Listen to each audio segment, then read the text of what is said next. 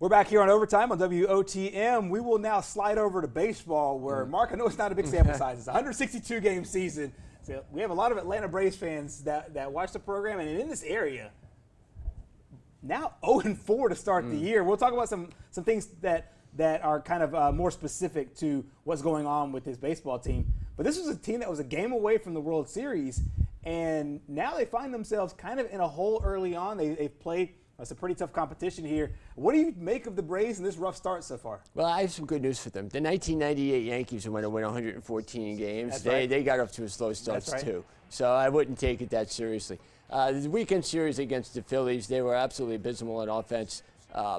Some of the bigger names in the lineup, Freddie Freeman, Ozzie Albies. Albies still hasn't got a hit, 0 for 16 now in the season.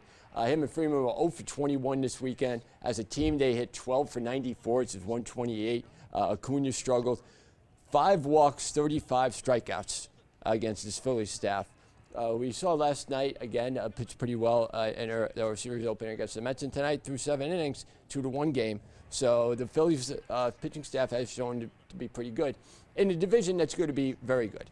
Exactly. The Braves are going to be good. You know they will be, regardless of if they've lost the first 4 games. 3 of those losses have come by the bullpen. But you know what? Looking at it, the bullpen really hasn't pitched that bad. It's just that they haven't, until today, scored any runs. Exactly. Let's break down the numbers here through the first 3 games of the season. And you mentioned the abysmal hitting by the people that we expected to be really good. You talk about Freddie Freeman coming off of an unbelievable season last year.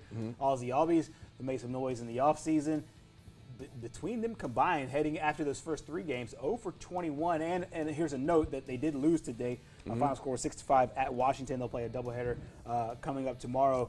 What do you? I know it's not panic time at all not yet. For any team, especially a team as talented as the Braves. But what do you think they need to turn around the fastest in order to get off to a nice start? Well, I think their starting pitching, they made some good moves in the offseason. I think their starting pitching will be fine. Their bullpen, once everything kind of calms down and you get more than just 5 innings from a starter, I think that'll calm down too. You saw a really good sign today, Acuna, 2 home runs, a guy I love, probably the most talented guy in baseball. To me, I think Acuna could hit 70 homers, staying at the top of that lineup.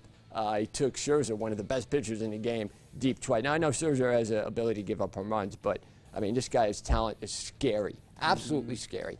Exactly. As you said, sitting there on top of the lineup now. So those 3 runs in the first 3 games made up for a little bit today with scoring 5 runs against Washington, still in a losing effort today against the Nationals. Once again, a doubleheader coming up tomorrow. And if you're in the local area, WQSB 102.9 is the home for Braves Radio, so you can catch both those games coming up tomorrow over there. Meanwhile, some early standouts for you, the people that you think that are the people in the teams that you think are having a good run from an early standout perspective. The Philadelphia Phillies now 4-0 on the year, and some of the players that you think are having a really good year now. The 3 of them that you want to highlight. You're Mercedes for the White Sox, a guy who was a rookie this year, 12 for 18. Got off to a great start for Chicago, a team that's expected to compete in a really tough American League Central with the Twins. Nate Lowe, a guy most people hadn't heard of, 10 RBIs in the first couple games. Whit Merrifield, a guy that's from, I believe, went to South Carolina. That's right. In college, 3 homers and 9 RBIs for a Royals team that played a great opening day game. Against Texas on opening day, they gave up 5 runs in the top of the first and then scored 5 runs in the bottom of the first in a 14-10 opening day game. The Royals, for a long time, didn't compete, had a couple of World Series appearances and won a championship in the middle of the decade. Again, in the AL Central. And there are other guys that really got off to good starts as well. Some pitchers and some guys on, I know Houston had a couple guys that, people don't know what to expect of Houston because of the fact that they didn't have to pay for their sins, I guess, of cheating last year. But Houston had a couple of good performances from some of their key offensive players as well to start the season. And I think that it's going to be a great season. And I love how early on you get to see some of the numbers.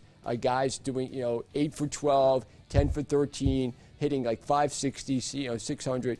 I love those early season numbers that makes you seem like you're on top of the world. And we had a lot of that the first couple of games of the year. Exactly. And you made this point last week. I think it's an interesting one where we'll now get a full 162-game season. So we'll get to see how it all plays out instead of a very small sample size that we had last year in the abbreviated season because of COVID. So Braves fans, don't panic. Yeah, not yet. Don't panic just yet. We're not in a must-win situation Until here. you start losing to the Mets. Don't panic. Hey, and the Mets they have a new owner. Got a lot of new. Got a lot same of old hype. stuff after opening day. And, Jacob and they also got Francisco Lindor. So it's going to be interesting over there in the Big Apple where you are from. Well, coming up next here on Overtime, we'll talk about a team that is in a must-win situation. The Braves aren't. JSU football certainly is going into the final game of the regular season. We'll discuss that next. Couldn't take a towel,